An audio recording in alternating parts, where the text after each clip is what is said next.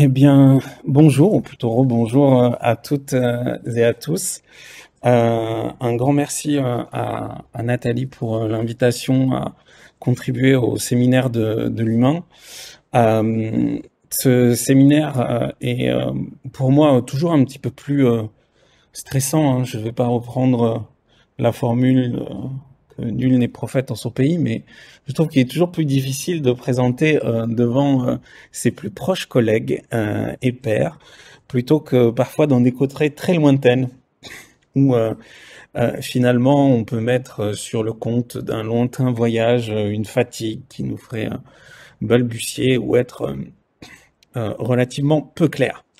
Néanmoins, je vais essayer de l'être aujourd'hui un maximum euh, pour vous présenter un travail relativement nouveau et j'emploie le terme de relativement eu égard à un terrain que j'essaye de développer depuis désormais plusieurs années, euh, plus précisément depuis 2013, où finalement je me suis rendu compte en faisant des missions en particulier pour la direction des relations internationales et de la francophonie dans des pays francophones qui faisaient parfois face à les mêmes pandémies ou qui du moins pouvaient se trouver dans des situations dans lesquelles il y avait des campagnes de prévention qui pouvaient recouper les mêmes besoins quant à des gestes dits désormais barrières ou à des principes hygiénistes et autres. Et finalement, découvrir très peu de coordination au niveau international, parfois même très peu de coordination au niveau national. Et, euh, et du coup, ces disparités m'ont interpellé et ont commencé à me faire réfléchir et à discuter aussi avec des partenaires locaux. J'ai notamment observé, plus particulièrement dans les deux zones que j'identifierai plus loin, hein, mais des peut-être pas des manques, mais en tout cas des absences eu égard aux contributrices et contributeurs de ces campagnes de prévention, à savoir que les linguistes, de manière générale, qu'ils soient d'ailleurs sociolinguistes ou spécialistes d'autres disciplines des sciences du langage, sont très très peu représentés, quasiment absents de nombreuses sollicitations. Je parle en présence de Bruno Bonu qui, lui, coopère avec la Colombie et, et une illustration d'une réussite sur ce plan-là. Mais sur des terrains comme Haïti, le Mali, le Burkina Faso, à l'égard de euh, problèmes sanitaires graves tels que des pandémies d'Ebola, de choléra et autres. Euh, j'ai constaté beaucoup de bricolage, si je puis dire, des campagnes souvent réalisées à la va-vite, sans mise en perspective historique et sans coordination. Donc mon objectif, il était de voir en quoi il pouvait y avoir une approche en sciences du langage sur ces questions de santé publique et plus particulièrement de prévention, afin de pouvoir m'inscrire dans une dynamique transdisciplinaire. J'emploie le terme de transdisciplinaire dans l'objectif d'être justement tourné vers une finalité à l'intérieur d'un groupe euh, lui-même interdisciplinaire pour offrir un livrable à travers une forme de linguistique appliquée coopérative. L'idée est également de solliciter des approches interculturelles et peut-être multilingues. Vous le verrez ici. Aujourd'hui, je vais tenter d'ouvrir un débat, tenter de vous faire des propositions de collaboration pour les personnes synchrones, mais aussi asynchrones via la chaîne YouTube, parce que il me semble qu'il y a un champ trop peu investi par les sciences du langage, et que de par sa diversité, sa complexité, il y a un besoin très important de pouvoir l'investir pour le traiter au plus haut niveau. Quand on parle de santé publique, on parle directement de vie humaine, et donc là, l'impact est direct et fort. Les 5 étapes, j'ai essayé de les résumer ici sur cette genèse de recherche. C'est mon constat d'interpellation sur les zones. Alors, je ne sais pas si ça s'affiche bien à l'écran. Voilà, ici. Sahéliennes d'Afrique de l'Ouest, que j'ai le plus visité, à savoir le Mali et la zone de Bamako, Ouagadougou au Burkina Faso, mais aussi je vous ferai quelques illustrations, du moins une illustration détaillée sur Yaoundé au Cameroun. On se déplace maintenant plus au niveau de l'Afrique centrale et un terrain, pour celles et ceux qui me connaissent, en Haïti. Haïti qui d'ailleurs est le pays au monde où il y a le plus grand nombre d'ONG par habitant, mais pour lesquels, et c'est assez problématique, on voit relativement peu de résultats en fonction de cette, ou à hauteur de cette représentation. Mon corpus a été constitué un petit peu à la volée, comme on le dit, mais c'est une petite volée de par son ampleur, dans le sens où je n'entends pas arriver à vous présenter comment est-ce qu'on fait une campagne de prévention contre le choléra en Haïti, mais bien comment dans des localités, sur des cibles entre guillemets communautaires, il y a pu y avoir des campagnes très précises mises en place.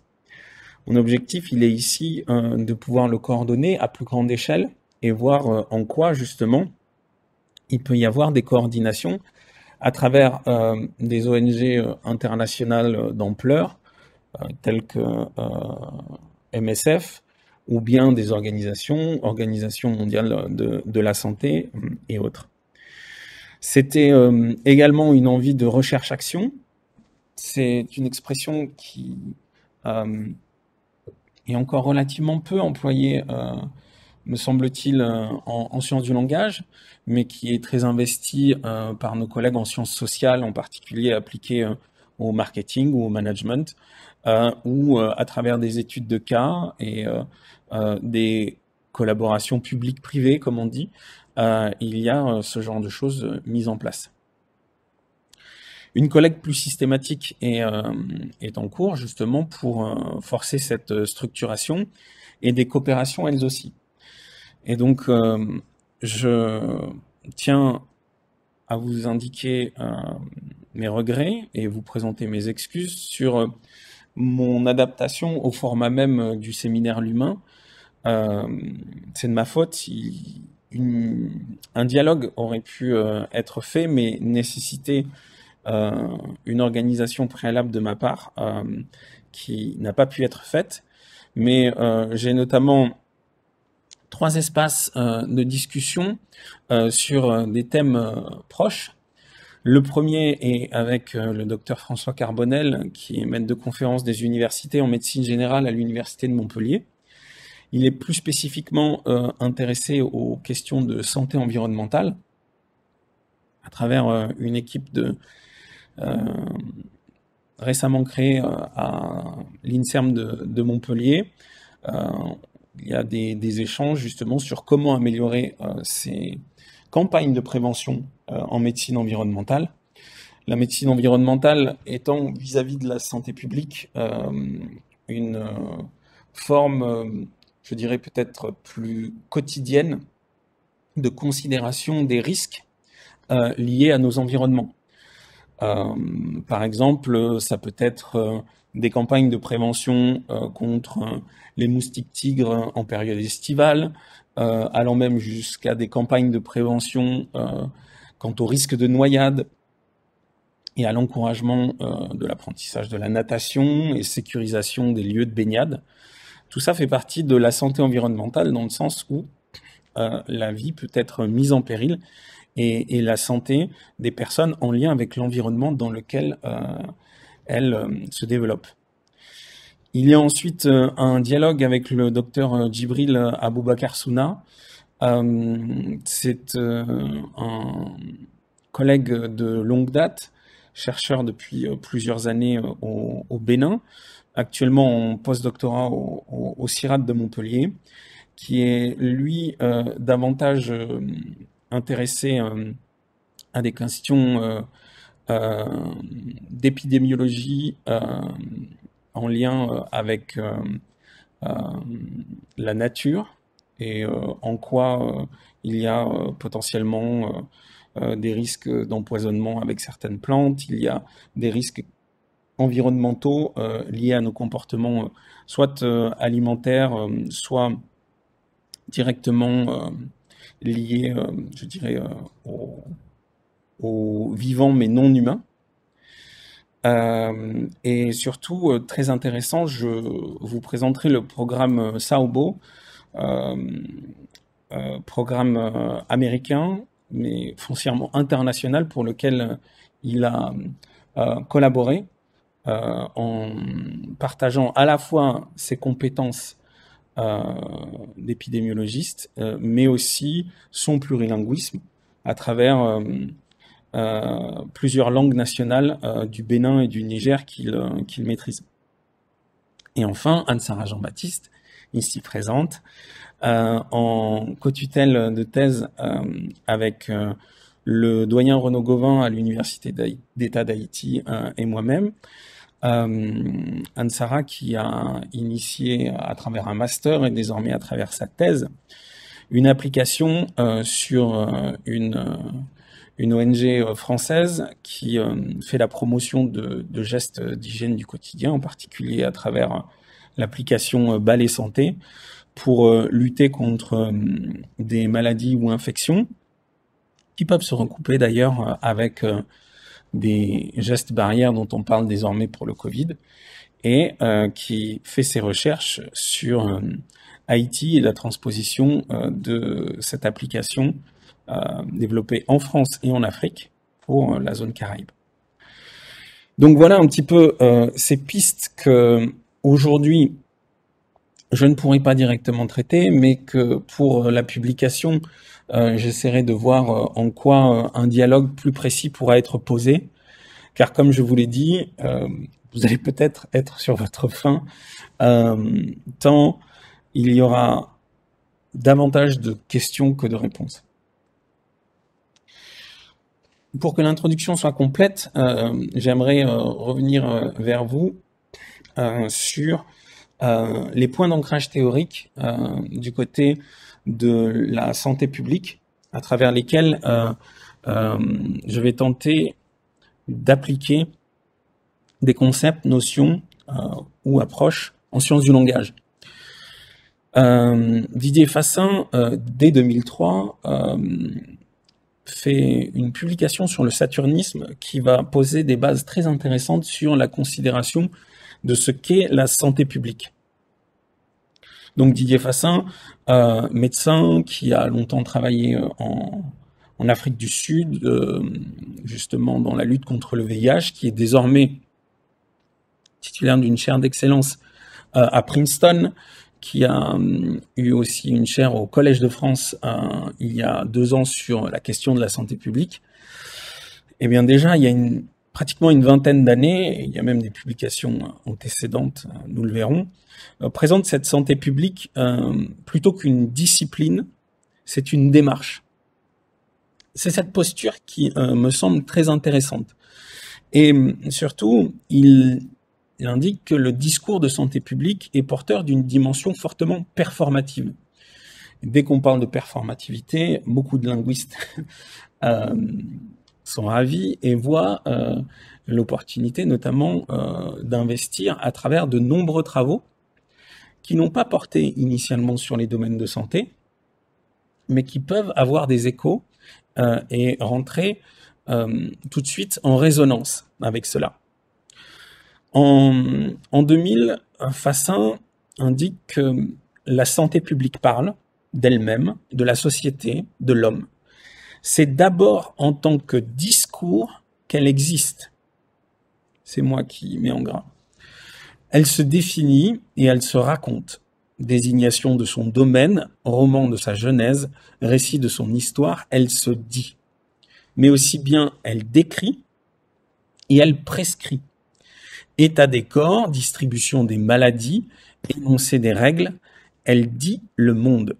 Discours à l'intention de soi et à l'intention des autres.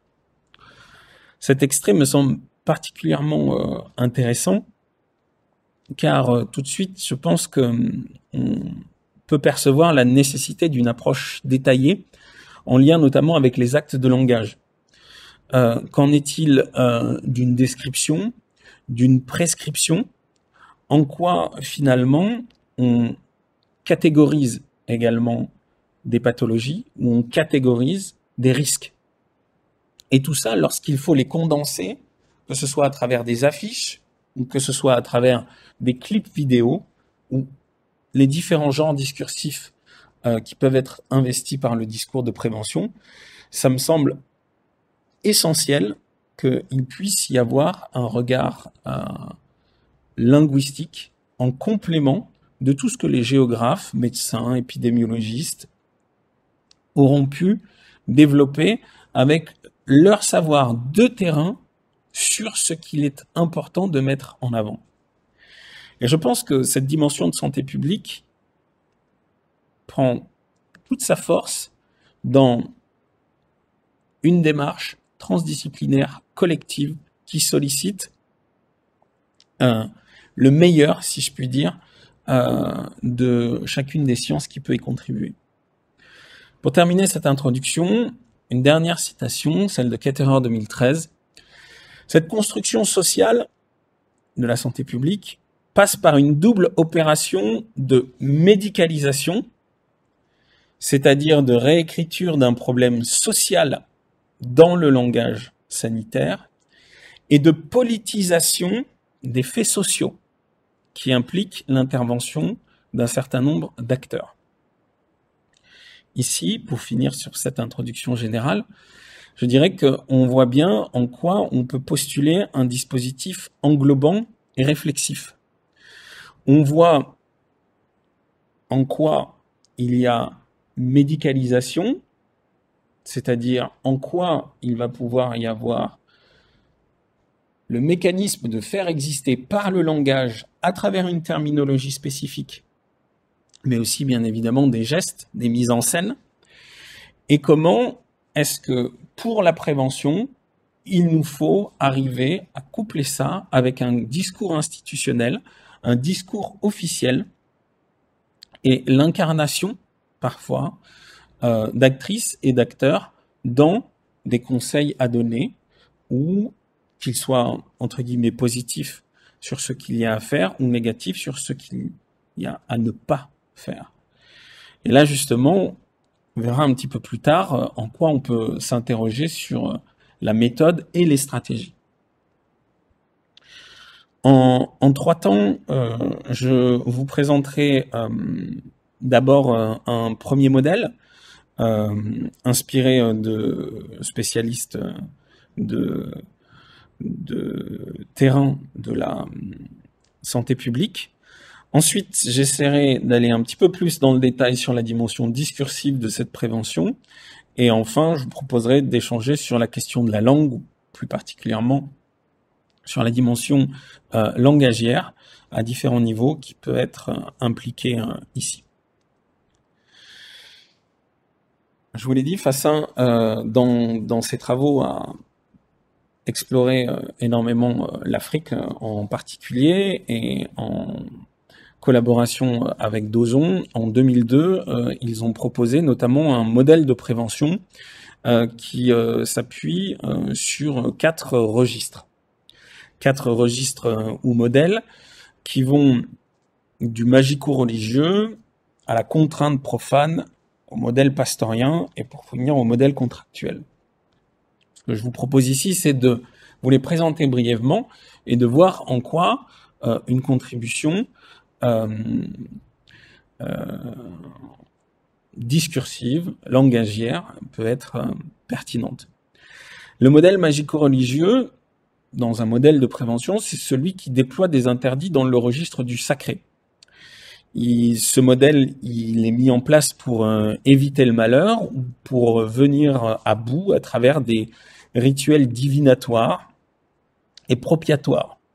C'est-à-dire qu'on va essayer de rendre la divinité propice, on va faire des sacrifices, des actions, plutôt dans des considérations traditionnalistes, culturellement ancrées depuis de nombreuses années, pour finalement avoir un résultat de prévention et de meilleure santé humaine. Néanmoins, ce modèle magico-religieux, comme vous pouvez vous y attendre, dans des sociétés contemporaines plus orientées vers le marché, le profit et la mondialisation, elles sont rarement exposées dans des formats institutionnalisés. Elles sont parfois davantage cantonnées à des espaces ruraux plutôt que urbains, mais ils sont potentiellement courants dans le discours quotidien. On peut les retrouver justement dans cette sphère religieuse qui peut se retrouver dans de nombreux lieux. Mais il peut également se penser avec des formes plus figées de routine langagière, voir en quoi cette performativité magique, entre guillemets, ce sens va être repris et disséminé. Comment est-ce que aussi des figures d'autorité, à travers des leaders d'opinion, qui peuvent être des leaders religieux, des leaders politiques, il va y avoir des formes de prévention reprises. Vous comprenez bien, et là je ne vais pas l'illustrer avec des cas particuliers, mais en quoi, par exemple, des campagnes de prévention peuvent être plus ou moins opérationnelles ou biaisées parfois lorsque des représentants religieux vont tenter de faire de la prévention sans aller à l'encontre de leurs croyances ou de leurs pratiques.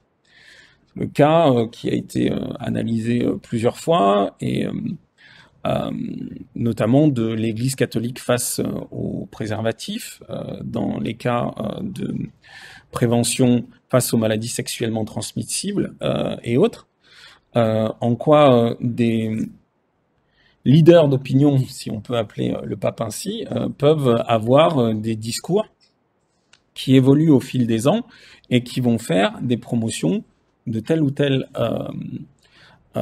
pratique qui doivent rester en accord, notamment ou en particulier avec leur doctrine. Je passe un petit peu rapidement, mais sur la contrainte profane, qui me semble très intéressante, c'est le second type de modèle. Il relève de l'espace public et de la responsabilité politique. Il procède par le contrôle social et une partie d'un de mes cours de L2, analyse du discours des institutions, comportait avant la crise du Covid sur le discours de prévention. Quand je parlais d'enfermement, de cordon sanitaire, bon, ici vous avez une image d'Ebola en Guinée.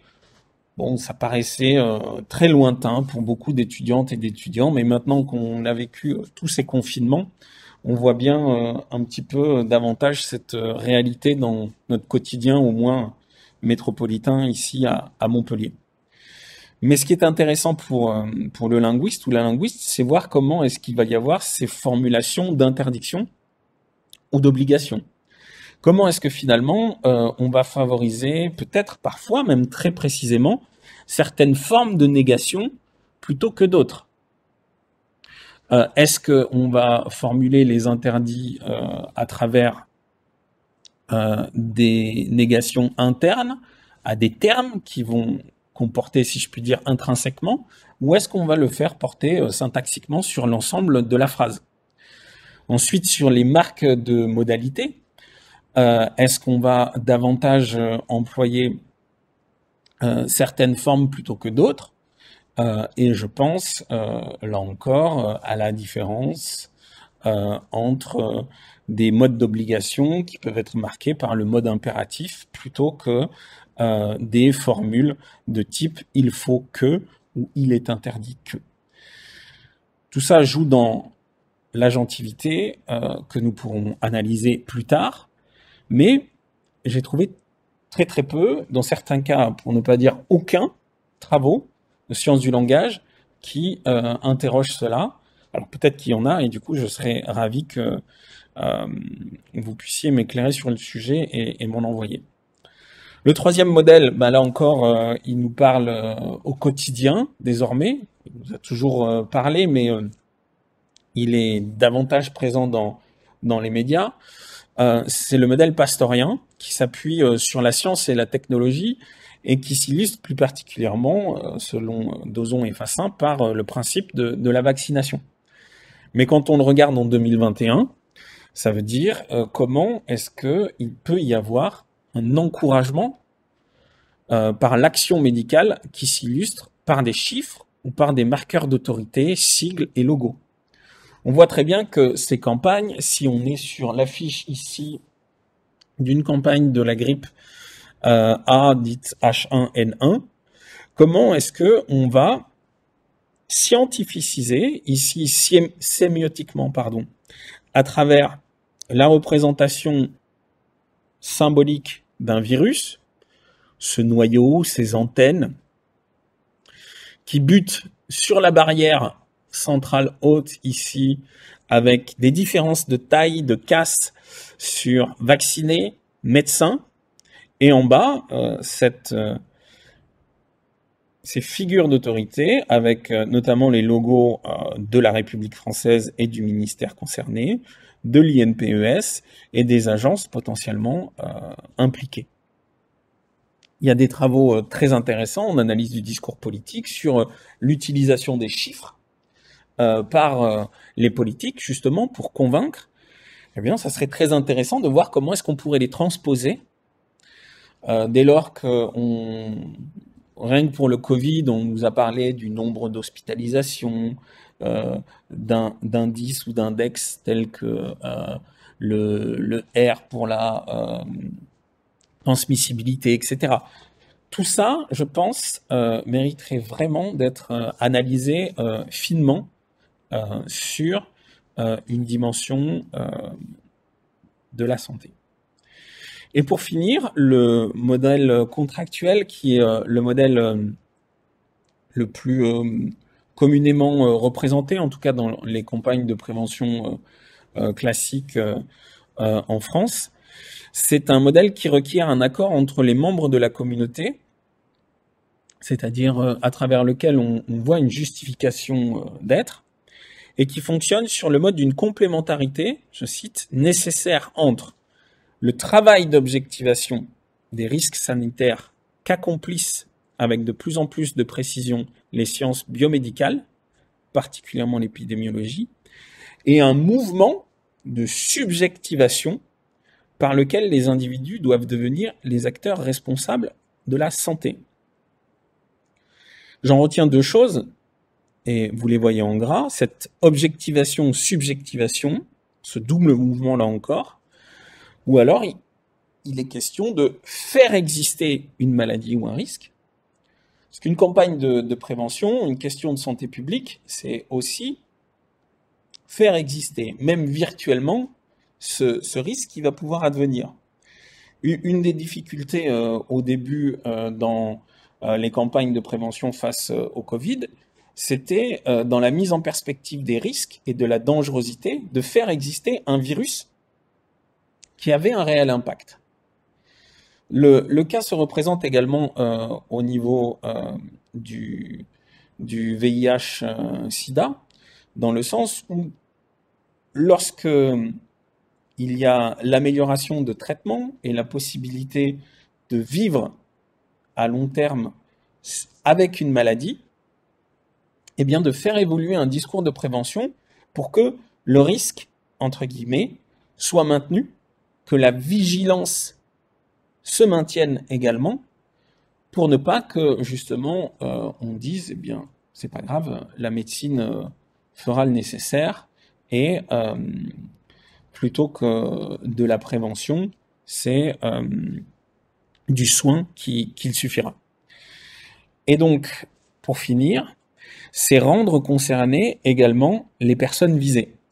Ces discours de santé publique, nous allons le voir tout de suite en passant à la deuxième partie, sont d'une grande complexité parce que cette santé publique, elle est potentiellement à l'attention de toutes et tous.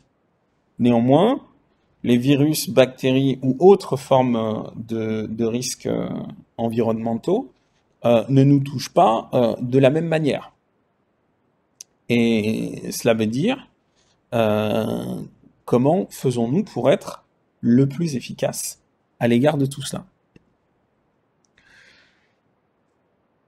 Une première précision, maintenant qu'on parle à plus proprement parler de discours, ce qu'on peut voir entre prévention et sensibilisation. La prévention, c'est l'ensemble des mesures destinées à éviter un événement qu'on peut prévoir et dont on pense qu'il entraînerait un dommage pour l'individu ou la collectivité. Il y a des préventions face aux risques sismiques, il y a des préventions face aux accidents de la route. Et il y a la sensibilisation. La sensibilisation, elle, est l'action, le fait de susciter l'intérêt, la curiosité de quelqu'un. Donc la sensibilisation n'est qu'un moyen possible de prévention. La sensibilisation, c'est une alerte que l'on place pour potentiellement ensuite prévenir. Mais alors, comment prévenir efficacement? Et là encore, je vous dresse un panel qui est malheureusement incomplet et qui, dans tous les cas, n'est pas uniforme et unanime sur les résultats et les propositions, dans le sens où la complexité est tellement grande que, et si on avait trouvé la recette magique pour prévenir face à tous les maux, on l'aurait mise en place. Et une des propositions, en tout cas à partir des recherches notamment de Otavi 2006, c'est prévenir efficacement en faisant exister le virtuel par la peur, la stratégie de la peur. Pour prévenir, au sens de protéger, je cite, ce ne peut être simplement avertir, c'est faire exister symboliquement l'agression alors qu'elle n'est encore que virtuelle. C'est aussi, indissociablement, exercer le jugement et activer le sentiment de la peur pour le dominer. Vous voyez, si on essaye de faire un parallèle avec ce que vit le monde face au virus, alors je ne sais plus comment on dit, SARS-CoV-19, bref. Eh bien, il y a eu cette stratégie de la peur qui a été employée par de nombreuses nations, par de nombreuses agences, pour justement faire exister symboliquement cette agression, faire exercer le jugement pour essayer de la dominer. Le problème, c'est que, et là encore, on pourrait solliciter d'autres discours, il existe des résistances. Et il y a beaucoup de sociologues et de plus en plus de linguistes qui notamment travaillent sur les discours conspirationnistes. Et je pense qu'on apprendrait énormément pour améliorer aussi les campagnes de prévention sur des publics qui réagissent face aux campagnes par l'argument de la conspiration. Je ne suis pas en train de qualifier quiconque de conspirationniste, mais cet environnement d'études et cette réaction mérite d'être affiné avec des travaux déjà existants, en particulier dans le domaine politique. Simplement, cette stratégie de la peur, et Otavi le reconnaît également, elle est à relativiser selon les cibles et les objectifs en particulier vis-à-vis de ce que les psychologues appellent la dissonance cognitive. Si on se déplace sur une autre thématique de la santé publique, qui est celle du tabagisme et des méfaits de la cigarette sur la santé humaine, des travaux ont, depuis un certain temps, montré que, eh bien, finalement, on ne peut pas faire de la lutte contre le tabac de la même manière si vous êtes actuellement fumeur, si vous êtes ancien fumeur, ou si vous n'êtes pas fumeur du tout. Et donc, finalement, on ne peut pas, entre guillemets, vous faire arrêter de fumer de la même manière qu'on ferait en sorte de vous faire jamais commencer à fumer. Je ne sais pas si je suis clair. Cette dissonance cognitive, elle est de sorte à ce que si vous sollicitez en particulier la peur vis-à-vis d'une personne qui est déjà hautement exposée au risque, vous risquez d'échouer. C'est-à-dire que des chiffres, des propos alarmants ou particulièrement forts à l'égard du tabac, pour des personnes qui fument déjà, ça ne fonctionne pas. En revanche, ça fonctionne pour des adolescents pour qui l'ARS ou les agences concernées souhaitent qu'ils n'allument jamais et ne goûtent jamais leur première cigarette. Donc, il est très important de voir en quoi, finalement, l'exposition au risque est déjà avérée et quelle est la cible que l'on souhaite avoir. Faire exister le virtuel par la peur, ça consiste aussi donc à moduler le comportement habituel et l'état éventuel de dissonance cognitive. Ici, l'illustration que je voudrais vous montrer, c'est une campagne de 2020 de la MSA. C'est la mutuelle sociale agricole, c'est l'équivalent de la CPM pour toutes les professions liées à l'agriculture. Et donc vous avez ici un dessin, montage entre un fauteuil roulant et ce qu'on peut reconnaître derrière les roues arrière d'un tracteur, pour alerter face au renversement des tracteurs. Quelqu'un qui n'est jamais monté sur un tracteur, qui ne connaît absolument pas le milieu rural, etc., pour lui, c'est quelque chose qui absolument pas le concerner. Et comprendre la dangerosité d'un tracteur pour sa conductrice ou son conducteur, ça ne lui parle absolument pas. Néanmoins, toute personne qui a déjà vu de près, en marche, en fonctionnement, un tel engin, ou qui potentiellement connaîtrait quelques chiffres, peut vous dire à quel point les tracteurs sont des véhicules potentiellement très dangereux et mortels. Donc vous voyez, la campagne, il va falloir qu'elle soit bien évidemment ciblée. Mettre sur des arrêts de tramway ce type d'affichage n'est pas potentiellement pertinent.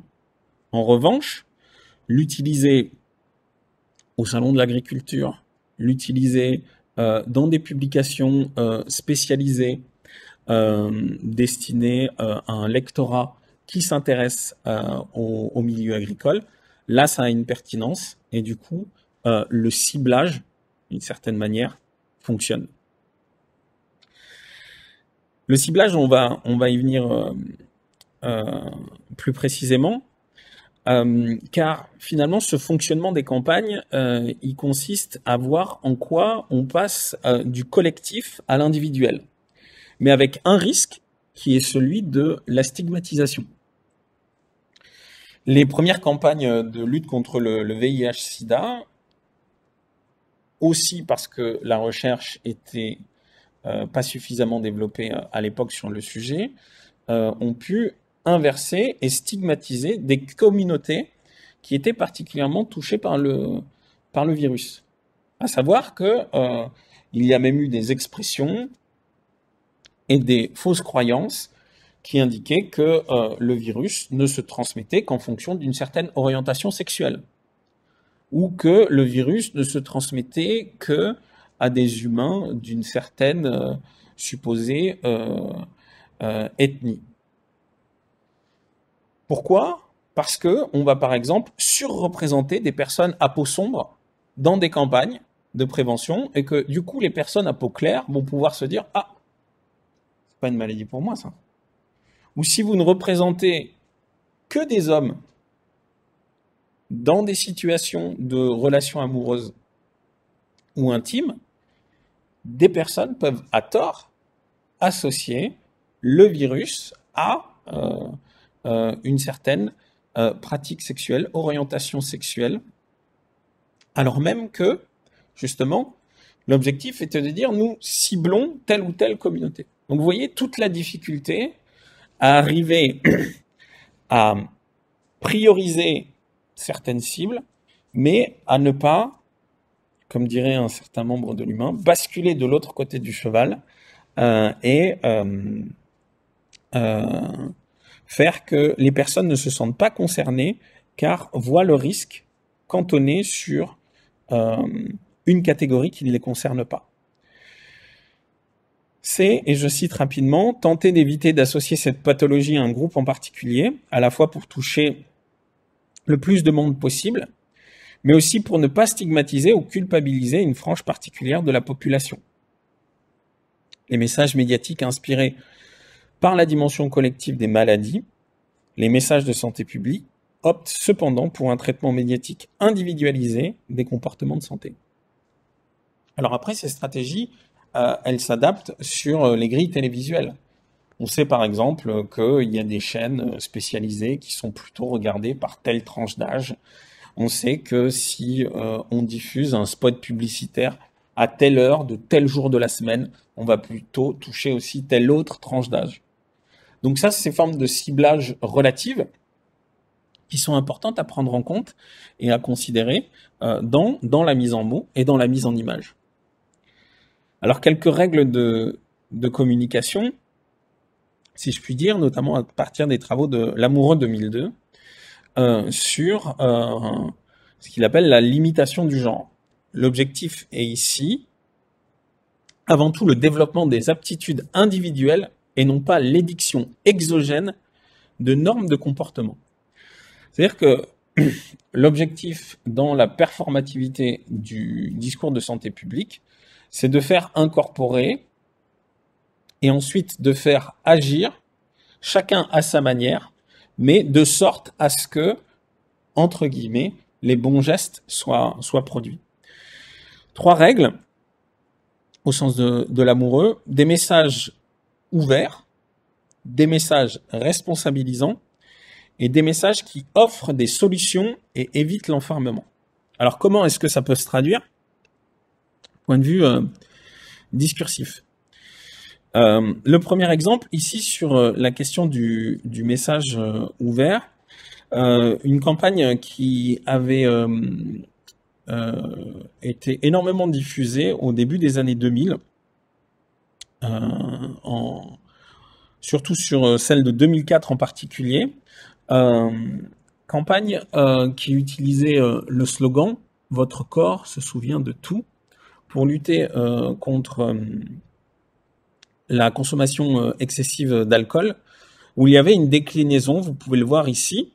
Le temps est symbolisé par le sablier, et en fait, la transposition du liquide consommé, ici c'est un sablier de bière pour le haut, un sablier de vin pour le bas. Le flou du fond est cette déclinaison, et à chaque fois, le slogan « Votre corps se souvient de tout ». L'agence Havas qui l'a développé précise d'ailleurs sur son site, il y avait le triple objectif, alerter, il s'agit de faire comprendre les dangers, prendre conscience que le danger n'existe pas seulement dans les cas extrêmes, mais plus visiblement dans les cas d'alcoolisme avéré. Deuxième action souhaitée, expliquer. La notion même de consommation est mal connue. Et ensuite, donner les clés. C'est ce qu'on va retrouver d'ailleurs dans la règle suivante. Des messages responsabilisants, c'est la mise en place notamment du plan nutrition santé, qui est assez exemplaire sur l'adaptation nutritionnelle à chaque profil de santé. Vous connaissez tous la fameuse expression qui d'ailleurs est parfois un peu critiquée, 5 fruits et légumes par jour, mais on ne vous dit pas manger une pomme, deux bananes, une tomate et une carotte. C'est un message qui doit faire comprendre, mais qui doit être relativement ouvert, comme on l'a dit avant, pour qu'il soit applicable. Et pour finir, parce que je vois que j'ai déjà parlé beaucoup, cette dernière règle proposée par l'amoureux, des messages qui offrent des solutions. C'est-à-dire que la prévention, c'est pas seulement vous dire ne faites pas ça, c'est attention à ceci, faites cela. Et cette campagne, elle est particulièrement intéressante, elle date de 2020. Elle a été développée par le gouvernement et vous pouvez y voir une utilisation très particulière. Ah oui, ça s'affiche mal là ici. Du discours rapporté. Alors, le discours rapporté, c'est quand même quelque chose de très étudié en sciences du langage et sur lequel on pourrait vraiment avoir, je pense, un regard encore plus poussé, où vous voyez qu'il y a ces formes d'interpellation, de réaction. Vraiment, désolé, oups, ah bon, avec le fond d'incendie, et ensuite d'autres formes de paroles reformulées ou citées, avec, dans la partie basse de chacune des affiches, les comportements à risque et les actions proposées. Quelques illustrations avant de rentrer sur un dialogue au niveau d'une application à la langue, aux langues plutôt. Un exemple ici qui avait été considéré à l'égard du choléra, mais qui était plus particulièrement lié à l'hygiène des mains, à la transmission des virus saisonniers. Vous voyez que les campagnes peuvent directement formuler l'interrogation qu'on espère que vous ayez, un geste simple pour se protéger des virus. On vous suggère cette interpellation-là. On vous donne la réponse, se laver les mains mieux et plus souvent. Plus souvent, on peut le comprendre, mais il faut formuler la fréquence, ou en tout cas les moments propices, c'est le quand. Et le comment, c'est justement sur cette manière illustrée ici par des dessins. On voit que finalement, on passe de l'ordre au conseil, d'où l'importance du détail de la formulation, et qu'on a bel et bien un changement de posture et une différence dans les actes de langage. Beaucoup de campagnes de santé publique, il y a plusieurs dizaines d'années, n'étaient formulées que sous la forme de l'interdit. Ne faites pas ci, ne faites pas ça. Désormais, on vous suggère ce qu'il serait bon d'observer. Deux extraits que je n'ai pas saisis moi-même, mais que j'ai pu retrouver sur des sites spécialisés. Lorsque je réunissais des éléments sur le virus Ebola, vous voyez, dans le cas de droite, c'est un exemple de réutilisation de panneaux de signalisation. Alors, on va vous dire attention Ebola. Je ne sais pas ce que vous êtes censé faire avec ça. En fonction du niveau d'information à l'époque sur ce qu'est le virus, etc., c'est quasi impossible de connaître quoi faire, sachant que la propagation sur la pandémie d'Ebola en 2014 était particulièrement liée à une pratique culturelle dans la zone Sierra Leone, Guinée, j'ai oublié le troisième pays, bref, de cette zone ouest africaine où, en fait, un très grand nombre de contaminations venaient sur une pratique qui consiste à embrasser le cadavre du défunt pour faire son deuil.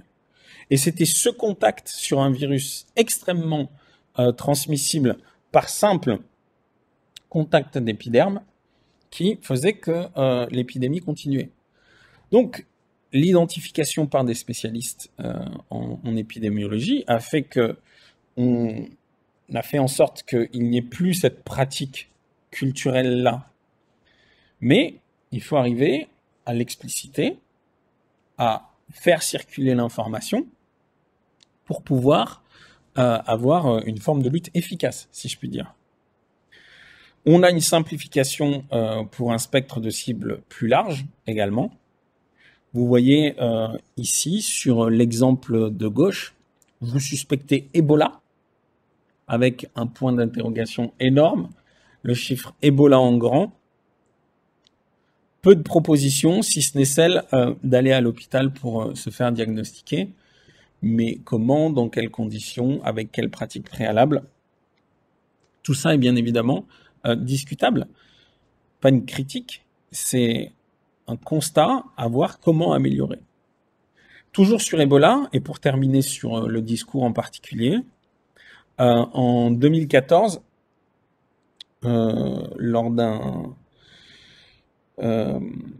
d'une mission que j'ai effectuée au Cameroun, j'ai essayé de voir comment est-ce que les autorités de santé publique camerounaises, qui ont fait énormément de campagnes contre le VIH-Sida, et il y a notamment des travaux de Michael Rhin très très intéressants sur le sujet qui traite beaucoup de la zone, avaient pu ensuite arriver à décliner sur le virus Ebola, qui n'est pas du tout le même type de transmissibilité que le VIH-Sida.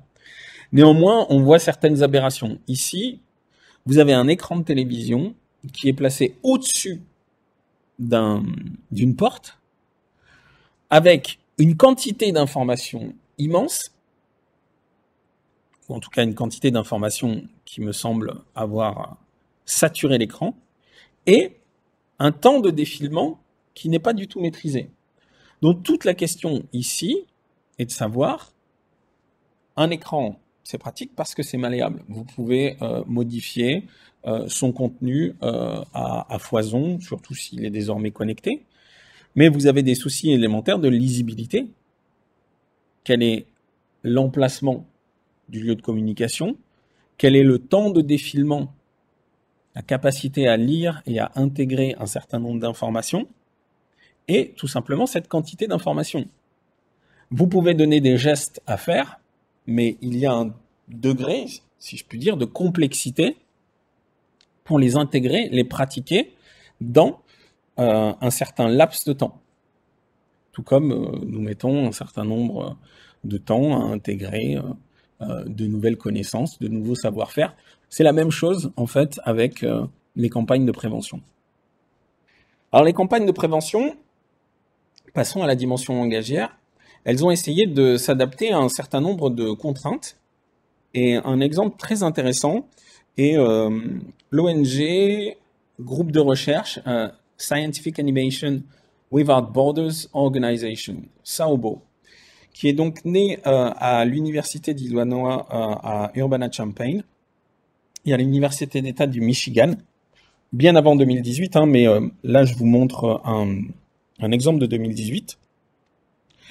C'est en fait des chercheurs en immunologie et dans d'autres domaines biomédicaux qui se sont dit comment est-ce qu'on va arriver à être plus efficace dans la prévention.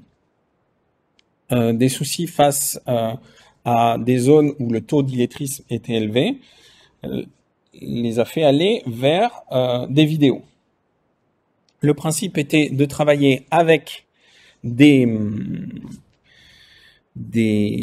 graphistes qui allaient pouvoir faire des vidéos de base, qu'ils allaient ensuite proposer dans une quantité de langues en sollicitant des experts. Par exemple, la langue fon au Bénin, qui allait pouvoir être apposée sur la même vidéo que vous allez pouvoir voir ensuite en soit créole haïtien, ou vous le verrez en français, mais dans différents français nationaux. Ce qui est très intéressant, c'est qu'il y a eu des déclinaisons au niveau de la francophonie sur des variantes nationales du français. Et ici, le dispositif que je voulais vous montrer, c'est que, alors même que ces vidéos existaient avant les smartphones, il y a eu petit à petit cette transposition vers de nouveaux dispositifs qui n'étaient plus seulement des sites internet, mais des téléphones mobiles. Cette malléabilité, elle est aussi très intéressante. C'est un cas d'étude qu'ils ont publié à partir d'une action qu'ils ont menée en 2012. Le 11 août 2012, il y a un tremblement de terre au nord de l'Iran.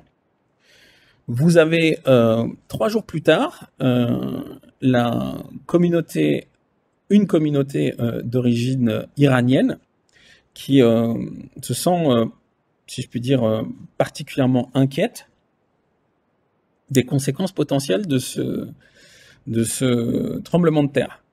Ils vont donc prendre une vidéo contre le choléra de Saobo, qui est une vidéo pour apprendre à traiter l'eau et à éviter les contaminations d'eau, parce que suite au désastre d'un tremblement de terre, c'est notamment des pollutions par l'eau qui peuvent être des conséquences secondaires du tremblement. Et donc, il va y avoir une première traduction en farsi, puis une communauté du nord de l'Iran, mais frontalier de l'Azerbaïdjan, dans le Michigan, quelques jours plus tard, dit le farsi c'est bien, mais il faut aussi la traduire en azéri. Sauf que vous connaissez sans doute les difficultés diplomatiques entre l'Iran et les États-Unis. Sur place, en Iran, le flux Internet allant vers un site américain en particulier a fait que les autorités iraniennes ont bloqué le site Internet et l'accès à toutes ces vidéos. Et c'est ensuite des personnes qui ont voyagé et ont transmis par Bluetooth la vidéo de personne en personne pour que des chaînes humaines puissent partager ce discours de prévention dans différentes langues et que ces discours qui d'ailleurs, et ça rejoint encore certaines de tes recherches Bruno, sur la dimension tutorielle du discours de prévention. Comment est-ce que vous allez doser une certaine quantité de javel avec une certaine quantité d'eau pour arriver à dépolluer une eau ou faire en sorte qu'elle ne soit plus souillée, etc. Et donc c'est très intéressant ici de voir comment est-ce que des chaînes humaines, dans des modèles de communication, vont, à partir d'une chaîne YouTube, lancer des appels sur des réseaux sociaux de type Facebook ou Twitter en Amérique du Nord, pour ensuite utiliser des voyageurs physiques qui se déplacent sur place et partagent via MMS, SMS, les différents éléments et toucher le plus grand nombre. Tous ces éléments, ils nécessitent, vous l'avez vu, des questions d'adaptation aux contraintes du terrain. L'Iran est un très grand pays avec une population importante et de nombreuses langues parlées sur place. Donc, quelle langue est-ce que vous ciblez? Si on va par exemple sur Haïti, et Anne-Sara pourra me corriger, il y a 2 langues nationales, le français et le créole. Néanmoins, dans la pratique quotidienne, il est souvent dit que 100% des Haïtiens sont créolophones, mais selon les dernières études, on serait entre 5 et 15% de francophones. Donc, que faire? Vous utilisez une campagne de prévention. Est-ce que vous utilisez que du créole? Que du français? Est-ce que vous combinez les deux? J'ai même trouvé des campagnes très intéressantes où tout est en créole, sauf quand le médecin parle. Et en discutant avec des personnes sur place, ils me disent le médecin, c'est l'autorité, c'est l'intelligence. Si le médecin parle en créole, les gens auront moins confiance en lui que s'il parle en français. Donc c'est une forme de stigmatisation. Et là encore, on parlait tout à l'heure de risque à stéréotyper et même particulièrement stigmatiser. Eh bien, on voit que là, on a une forme de glottophobie qui s'applique à la population elle-même, pardon. Mais c'est très, entre guillemets, déchirant pour celle ou celui qui participe à la création de cette campagne, parce que finalement, est-ce qu'on veut avant tout que les gens se soignent mieux ou soient moins exposés au risque, ou alors est-ce qu'on veut lutter contre cette glottophobie, justement? C'est très très compliqué, et finalement, c'est des choix qui doivent être assumés derrière, parce que l'évidence ne s'impose pas d'elle-même. J'avais fait une communication il y a 4 ou 5 ans en Algérie à l'université de Tlemcen, et on avait discuté avec des collègues. Voilà, s'il y avait la même chose en Algérie, y a-t-il une pertinence à utiliser la langue française? Si on utilise l'arabe, est-ce que à l'écrit on va forcément utiliser de l'arabe littéraire? Est-ce qu'on peut utiliser la derija, l'arabe dialectal? Et qu'en est-il du kabyle, qui est d'ailleurs très souvent beaucoup plus parlé que écrit? Et donc comment est-ce que on décline tout ça?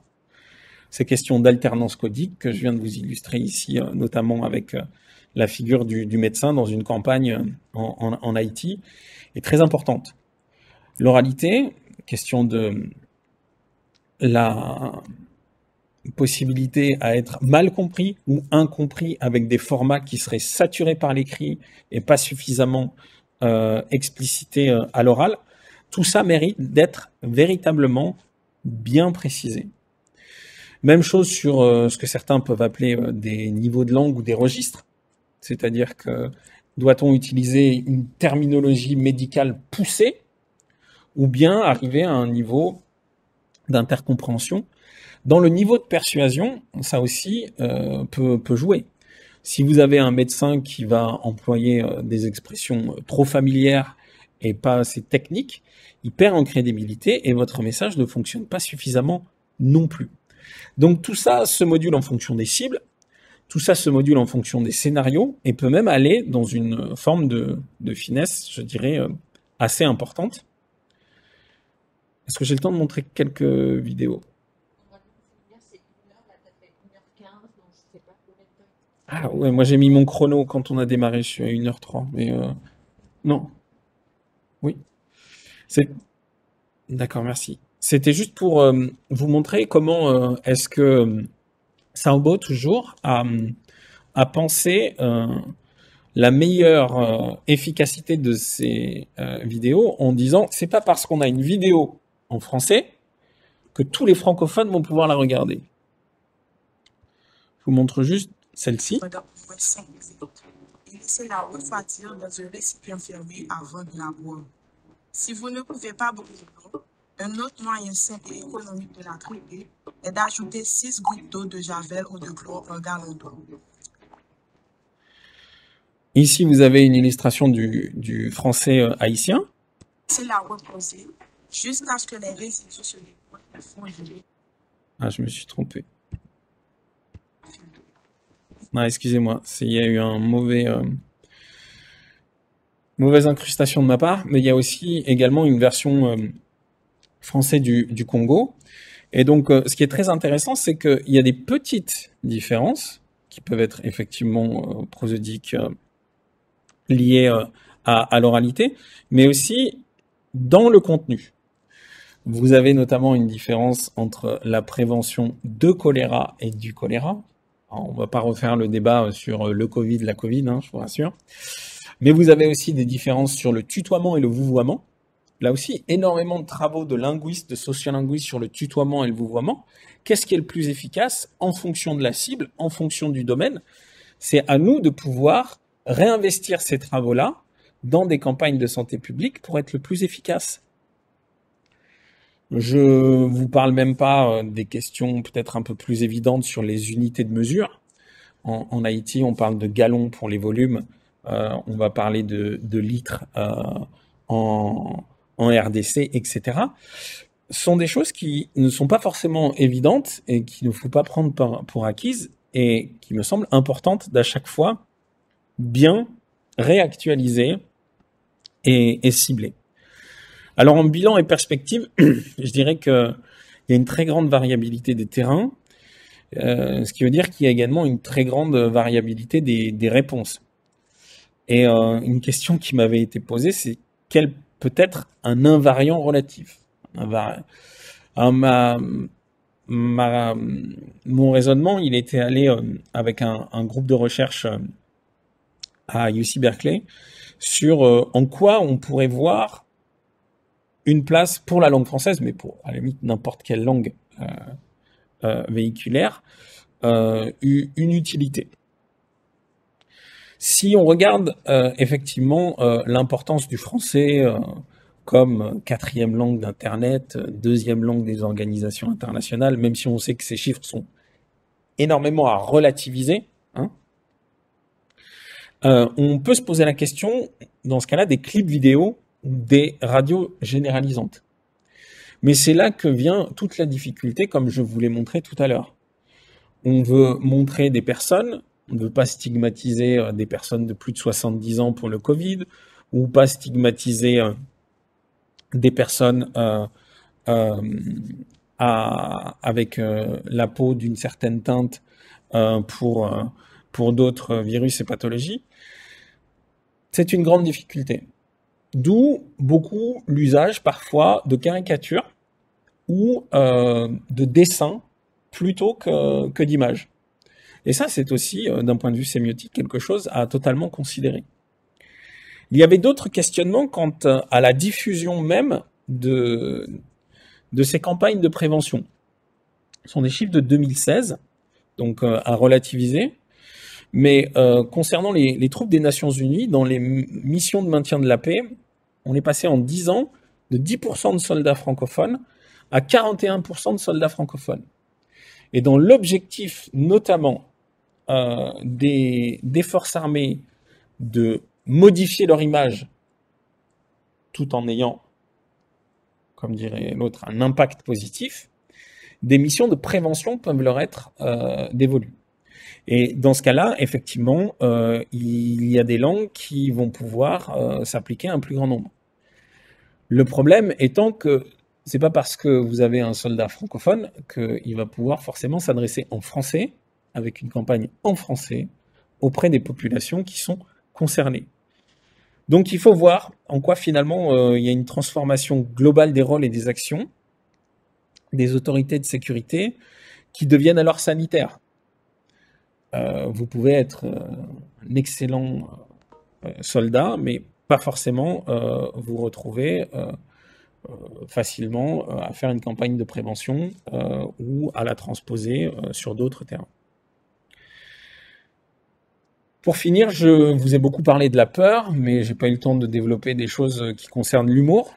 L'humour a aussi été travaillé, notamment par Patrick Charodeau et bien d'autres. Mais l'humour peut être utilisé dans les campagnes de prévention. Et ici, vous avez une toute dernière campagne de Santé publique France qui a été diffusée depuis 2 jours seulement. Le 1er décembre, c'est la journée mondiale de lutte contre le VIH-Sida. Et donc, il y a eu cette campagne séropo, entre guillemets, où vous avez ici séropolisson, séropoétique, où sur un certain nombre d'images, vous avez un mot-clé dont la terminaison a été ensuite formée sous forme de mot-valise pour rendre positive une représentation potentiellement négative d'une cible bien particulière, les couples que notamment le dictionnaire des francophones définit comme c'était séro mince, maintenant j'ai oublié. Ouais. Bref, la possibilité de vivre en couple ou avec une personne qui est séropositive alors que vous êtes vous-même séronégatif. J'aurai d'autres critiques à faire peut-être plus tard sur la mise en forme de cette campagne qui me semble pas forcément la mieux venue, mais c'est les chiffres qui parleront.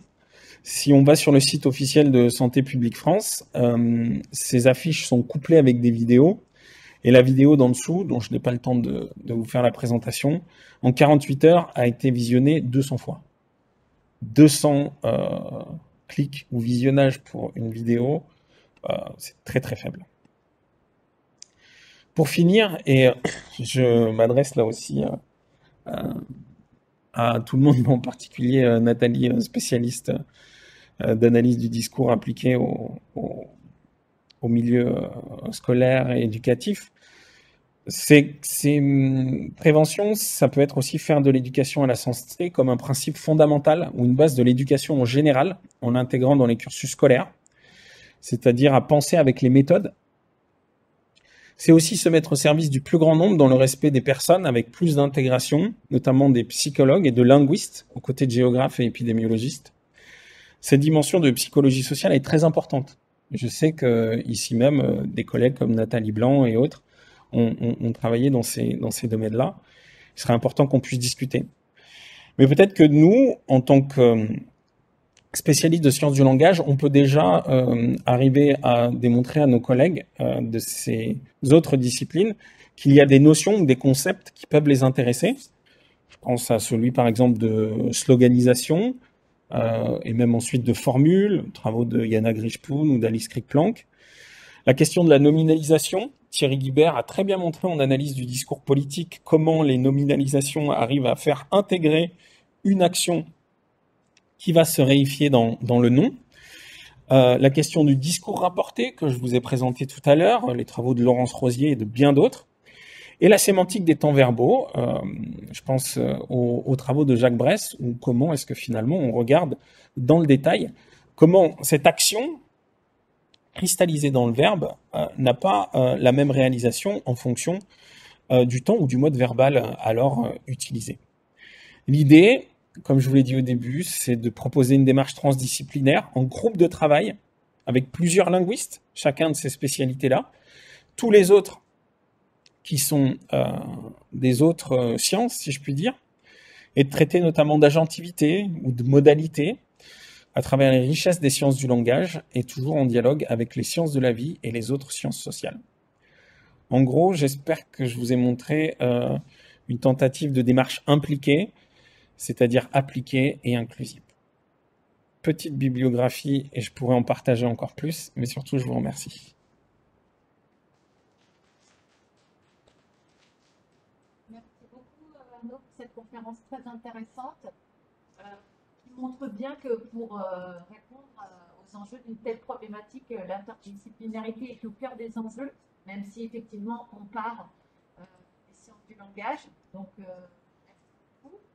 Je vais laisser la salle poser des questions et puis évidemment nos collègues qui sont en ligne. Donc, n'hésitez pas à poser des questions, même des questions peut-être dans le fil de discussion. Peut-être dans l'actualité à la Et distance. genre à distance, hein. Oui. Et puis, si les allons peuvent se manifester peut-être. Est-ce que vous avez des questions? S'il y a des- Nous entendons à cette distance. Est-ce que vous nous entendez et est-ce qu'il y a des questions pour les personnes à distance?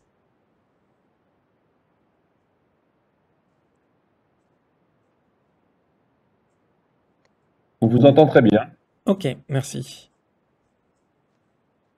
Moi, je vous entends très bien. Alors, je vois pas le...